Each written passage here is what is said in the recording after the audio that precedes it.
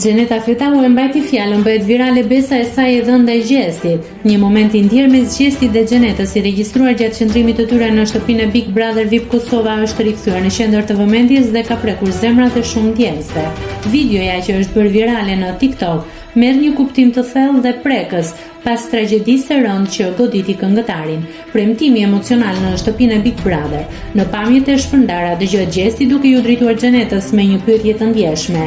Ai e pyeti nëse do të qëndronte pranë tij dhe do të interesojë nëse një ditë ai do të ishte në gjendje të keqe. Gjesti shkoi edhe më tej duke pyetur nëse ky premtim do të vlente edhe nëse ata nuk do të ishin bashkë jashtë shtëpisë. Pas një hezitim, Xheneta ju përgjigj se po, duke i dhënë besën se do të ishte gjithmonë aty për të, do ta pyeste si ishte dhe do ta ndihmonte në çdo nevojë.